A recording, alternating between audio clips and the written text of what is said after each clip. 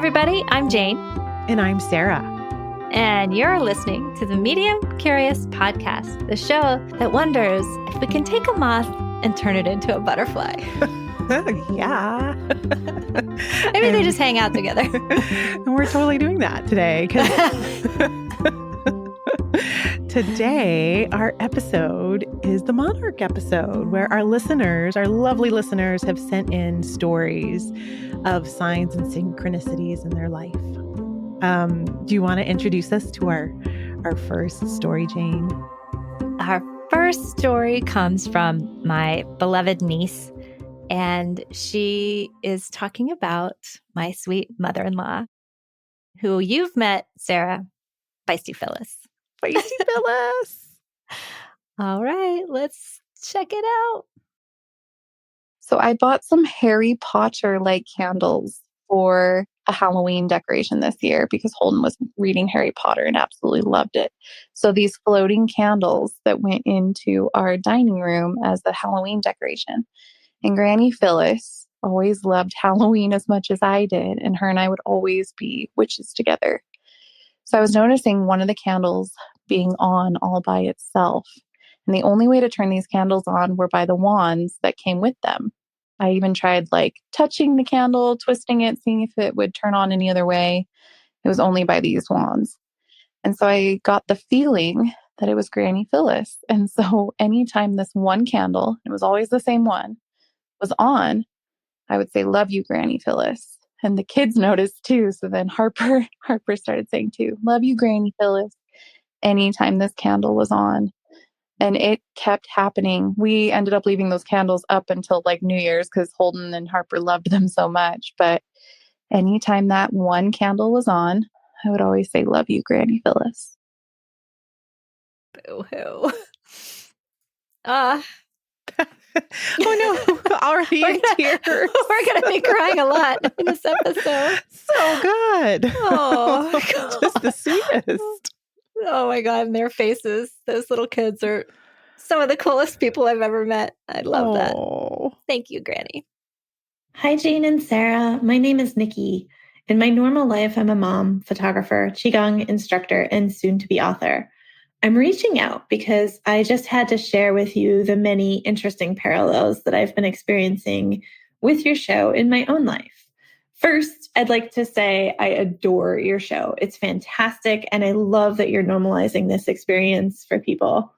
Thank you so much. Your show was actually recommended to me by a dear friend, Joni, who knows Jane. And the timing of Joni recommending the show came at such an interesting time. Okay, I'll elaborate. I've been a medium my whole life. But all my experiences and abilities were strongly discouraged when I was small. I was told to never, ever, ever speak of them. Some of those experiences included things like psychic abilities, seeing ancestors, a reincarnation memory that I was born with, and my forest friends that I loved to visit as a child. So for a long time, I kept these experiences to myself, worried that others might think that I'm crazy, as I was told as a child. But I've had several experiences over the course of my life, I am 46 now, that I knew were without a doubt real. So I started to trust myself by about my mid-20s. Then sadly, about 10 years ago, my 6-year-old niece, Jaela, transitioned after succumbing to bacterial meningitis. And that door to the spirit world opened even more, while also letting in enough light to lift a heavy heart during really scary and sad times. Jaela helped me see that I could grow through deep grief and bloom on the other side. She also led me to the book Signs, which was an astounding experience on its own. I was in a bookstore, and when my eyes landed on the book, I clearly heard her say, "TT, read this one." In the last month, several of my ancestors, including Jaela, have approached me about stepping out into my role as a medium more fully. I started telling a very small circle of friends that I was doing some practice readings. And a week after I scheduled my first 2 practice readings, Joni, who at this time knew that I could see spirits, but not that I was doing practice sessions, sat next to me at our book club and said, I've been listening to a podcast that made me think of you. The timing could not have been more perfect. There I was, nervous to step out of my little closet, and I'm given the most beautiful sign. I feel like one beautiful friend led me to more beautiful friends. It was so healing to hear how other mediums have had such similar experiences to mine. Thank you for doing what you do and for spreading your message. I have deep gratitude and love for each of you. Oh, Nikki. Oh my God. Go, Nikki. We love you, Nikki.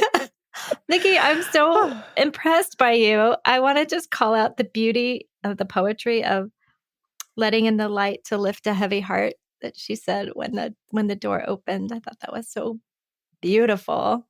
Oh, yeah. Yeah. Thank you for sharing that, Nikki. I mean, your light shines through for sure in that. All that into little Jaela, who brought you online. Yeah. Yeah. And if we could play any role in that, that's freaking great. And we're honored. Shout out to Troop 606, which is how I know Joni. Being a little brownie. Oh, beautiful. Who's next, Sarah? Oh, this Emily. is my Miss Emily is a delightful human being I met when my son was a baby and she was his sitter. So back when we're talking about 13 years ago, or at least. So let's hear from Emily. I was asleep one night and I felt a familiar hand grab mine. I could feel his fingertips against mine and he squeezed my hand. And when he squeezed my hand, it kind of felt like a deep breath each time, like there was a rhythm to it. I looked up in my dream and it was my brother Nathaniel, who I had just lost to suicide a few months before. It looked just like him, but he didn't have any scars and he didn't have any drugs affecting his body. He looked perfect. His hair was shaggy just like it was when he was 15, and he was smiling at me quietly. But he was kind of transparent and glowing, and his legs were replaced by what looked like a tornado of gray pixels just moving around. He squeezed my hand 3 times, and then he hugged me. His head was on my shoulder, and he whispered in my ear, "I'm finally safe now." And his voice sounded like a chorus of him at different ages in his life, like him as an 8-year-old boy and a young man all at the same time. And there was a ringing bell sound added. It was like a musical song playing along with all of his words. It was beautiful and so different than anything I'd heard before. Next, I found him playing with my baby. He was lifting her up into the air playfully in her nursery. And then I paused to think, was it my baby or was it my baby's twin? Because my baby lost her twin during pregnancy about 2 weeks before he passed away. And I guess I've often wondered if he knew my baby's twin. I'm not sure, but I tried to ask him, "Did you go to heaven?" And he looked to one side and he looked back at me and he said, "Not exactly, but I can't tell you yet." And he said it in the most childlike way. Even though he was 23 when he passed away, it was like talking to a kid. And then he said goodbye. My impression was that he was safe, but in some sort of in-between place. I don't know what I believe about all this. This was the first experience like this I've ever had, but I woke up feeling so loved and so peaceful. I believe it was really him, and it just meant the world to me. There are so many things that make me believe he is still sending love, even though he's not with me anymore. On the day my daughter's birth mom asked me to meet her, the very first time I met her, where she asked me the most important question of her life, probably, of, will you take my daughter? Nathaniel's name was scratched into the mirror at Starbucks. It said Nathan Rules. And I smiled because, like, maybe that's a coincidence, but it felt like he was with me, and I felt his love that whole day when I was meeting her, and we had just the most important conversation of our lives, probably. It was the last thing I saw before I met her, so I just felt his love with me. On that night, when I came home, music flooded my home that I didn't ask my Echo to play. It was a song about bringing a baby home, and one about a brother and sister watching the sunset together. And I wept. I just knew that was a sign from him. My daughter ended up turning 1 week old on his birthday. The first birthday without him alive anymore. And I spent the day talking to her about how awesome her uncle is. And somehow, in the months since, she does this smile that is exactly like one that Nathaniel used to do. Exactly. Like the mannerism, the smile, it's a smirk kind of thing. Exactly. And it just is so special. Now, every night, an owl sings outside my bedroom window. That was Nathan's favorite animal, the great horned owl. And I know he is still sending love. I'm new to experiencing anything like this, but I definitely believe he's still out there. Once, a bright yellow orb just flew into my room when I was taking a nap, and I woke up and there was this bright yellow light. And it moved towards me, and I was in shock. I didn't know what it meant. But when it touched me, it felt similar to when you get a big hug from somebody. I felt so peaceful and so calm, and it felt like he was visiting me somehow. Another time, I saw 2 bright yellow orbs move into my daughter's nursery, and they moved similar to how a butterfly flies. They were twirling around each other when they moved across the room, and then they hovered above my daughter's crib. And I don't know how to explain it. I don't know what it means, but it definitely felt like a positive thing, and it felt like he was a part of it somehow. And that was really special. I will never get to see him here on Earth, but I feel him with me all the time, and I talk to him all the time. And I really value sharing about him with my daughter, and she just has so much in common with him, with her personality. It's amazing. So I know that we will carry on the tradition of being silly and kind and awesome like he was. Once a butterfly flew up to my window and stared inside the nursery. It hovered there for 15 seconds. It was bright yellow, and it felt like that was him too. It felt like just him saying, hey. But thank you so much for listening. I don't know what any of this means. I never grew up believing in mediumship, but after going through that, I definitely do believe now. And it has been incredible to know that he is safe now and to feel that love from him. So thank you. Wow. Oh my goodness. Emily, what an amazing, beautiful, precious connection. Whew. That visitation was incredible. Oh, yeah. Chorus of different voices from all of his different ages of his lifetime. Wow. That she can put that to words, something so profound. I mean, thank you for sharing that. That was so beautiful. So beautiful. Oh, okay. Shall we keep going? Yes. Okay.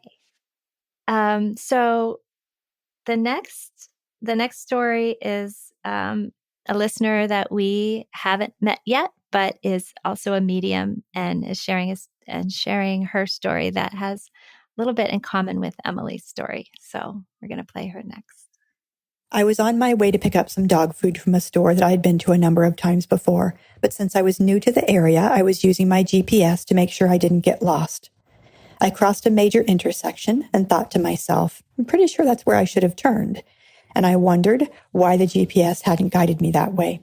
After going through a few more intersections, I became sure that I was not being guided correctly. I decided to use the next parking lot entrance to turn around. But as soon as I pulled into the lot, I saw a thrift store called the Discovery Shop and was inspired to go inside. Even though I don't really like to shop, I knew to listen to my intuition, especially considering the name of the store. As soon as I stepped in the door, I was astounded to see tables full of owl jewelry. It was mesmerizing and made me a little teary-eyed. I realized that my sweet dog Lovey had commandeered the GPS and directed me to where he wanted me to be. Just a short time prior to this occurrence, Lovey had made his transition to the spirit world. Only about 6 hours had transpired from the beginning of his medical emergency to his last breath, which was heartbreaking and shocking, but it was also an honor to be there with him during such a momentous life event, his angelversary, and to be allowed to witness what happened right before he was euthanized. I was about to create a healing oasis of light in the room, hoping that the vet would have good news when she came back. But before I could do so, a vertical portal of golden light appeared right beside me and Lovey. Another one of my dogs, Astrid, who is also in the spirit world, and who was Lovey's buddy, had transitioned about 10 years prior.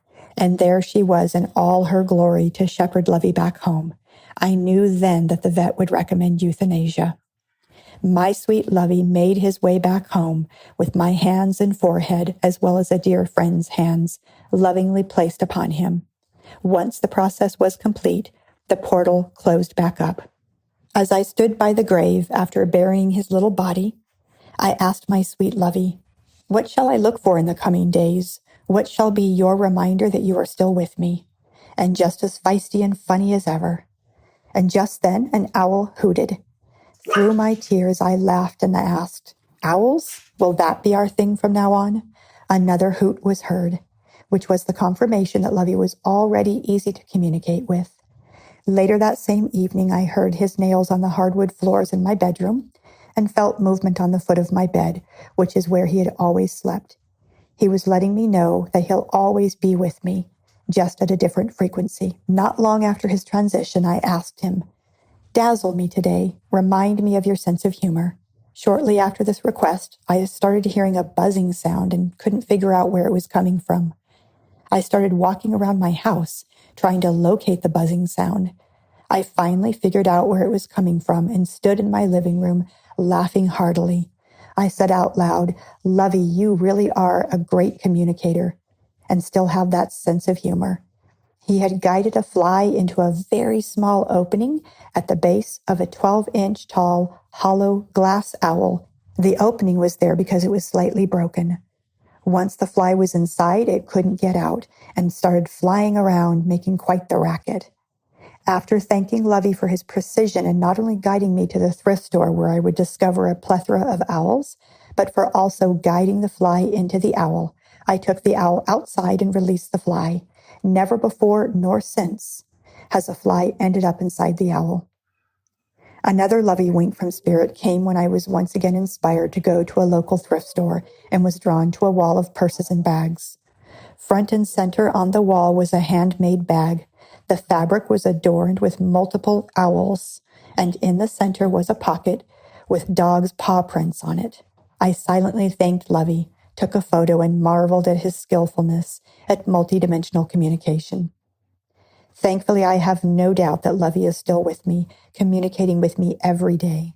And on the days when I need a little boost of joy, or I'm feeling his physical absence strongly, he makes sure that I see something fantastic having to do with owls, which makes me think of one more gorgeous Lovey wink to share.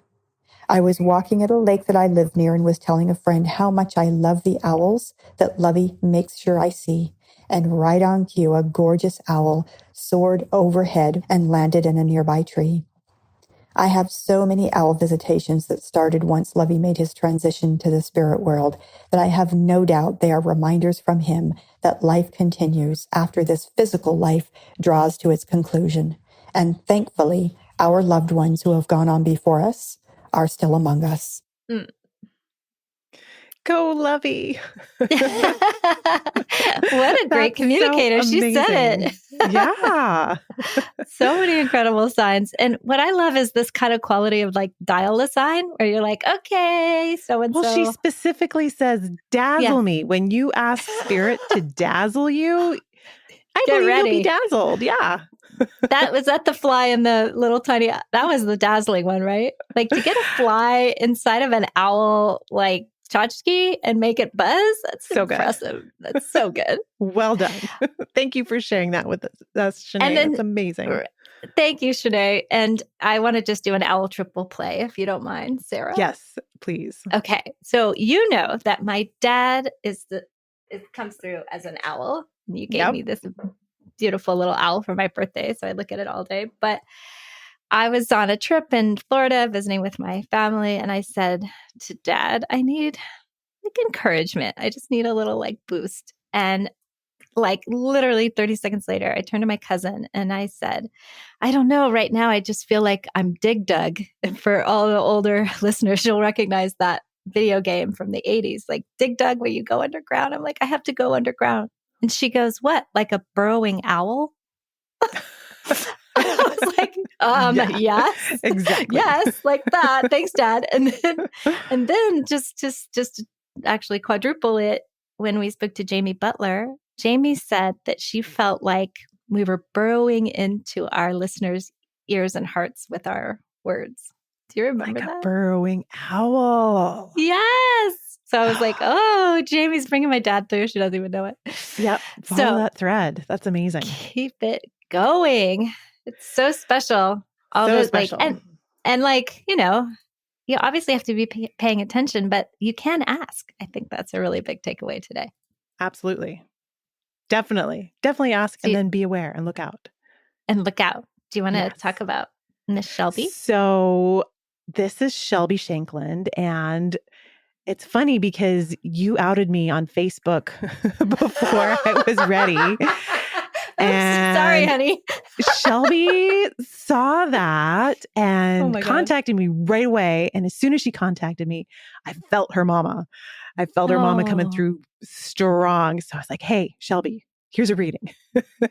And I felt like her mama was pulling strings. Like, she's like, nope, you're getting outed early. And this is so Shelby can see this. Oh my gosh. Yeah. So Shelby is sharing some signs from her mama. Okay. Hello, Sarah and Jane.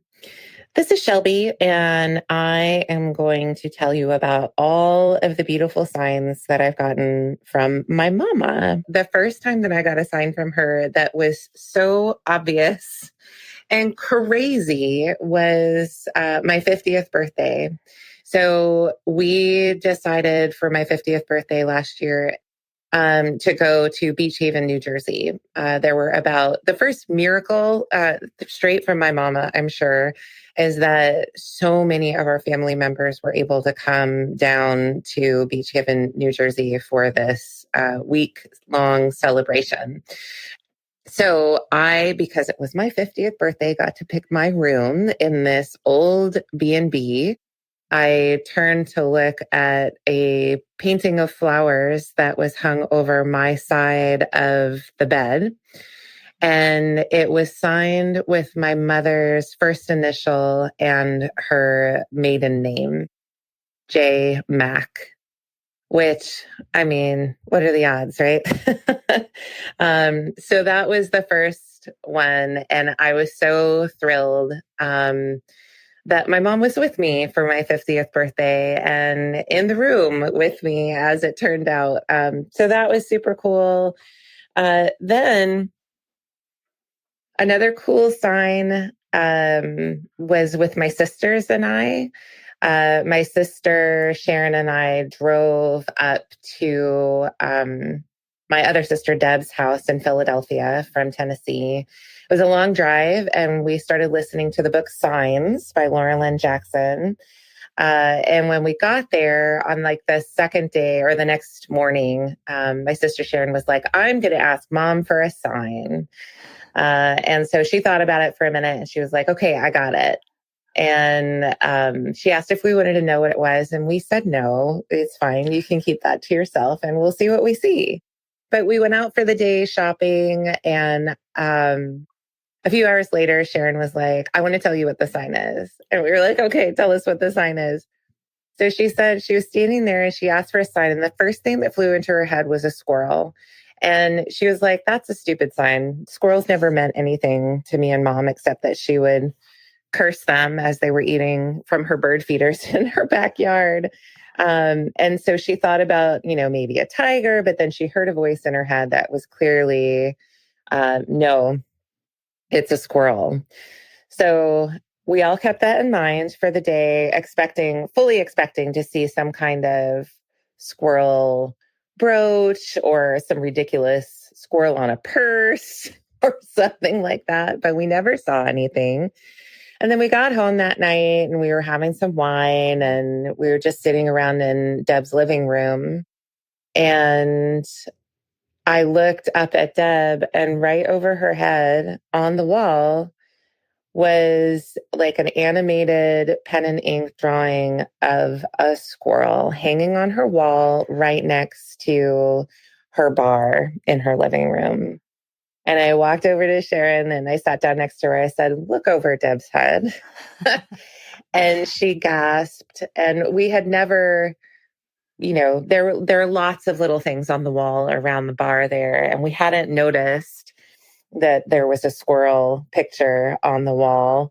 But it was just a perfect sign because it was there the whole time. Just like my mom is with us all the time. It was by the bar, and I know Sarah will remember, maybe Sarah remembers that one of the pieces of evidence that my mom shared with her during my reading with Sarah was her giant cocktail glass, her giant silver martini glass that she could put in the freezer and it would keep her martinis cold. And then the last sign, and the most recent one, about a week ago, I was visiting with a girlfriend at Frozen Head State Park, and we went for a lovely wildflower hike. I was walking along and I asked my mom for a sign. I said, in my mind, I was like, give me a heart-shaped rock or something, but make it obvious because, again, I'm not going to spend the rest of my time up here looking everywhere for a heart-shaped rock. And I took maybe 2 or 3 more steps and looked up to my right, and there was a fallen log with 4 heart-shaped rocks laid out on the fallen log. And I took a moment and I said, good job, Mom, man, you really knocked it out of the park, and said thank you to her and really felt that she was with me out in nature by running water, which she always loved. So those are all my signs. Thank you so much for all that you do. Bye. Gorgeous. Her mama's on it. I love that she's like, and listen, I'm not going to spend the rest of the hike. And her mom's like, copy that. Here you go. And I love her mom's like, not 1, not 2, but 3. Yeah, I'm going to show you. Show it up. Like, how does that was her mom's personality in the reading too, man. She was such a big, fun, awesome mama personality. I know.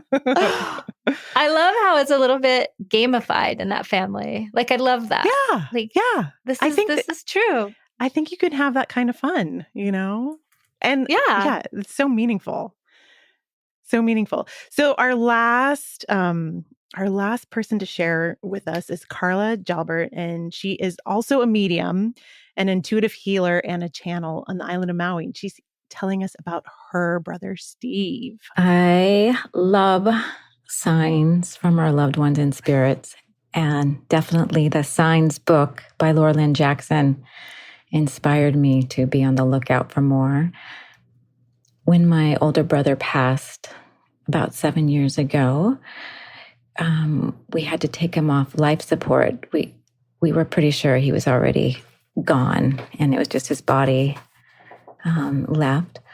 But I went up to pick up my daughter from school so she could be part of the phone conversation that we were going to have with those at the hospital.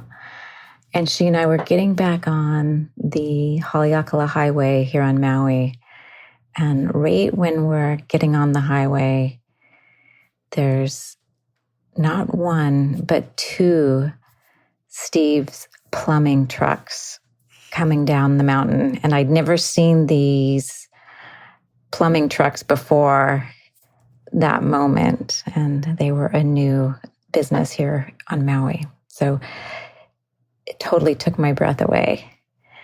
And then after reading the signs book, I asked my brother for a sign. I said, I want something funny with a pig.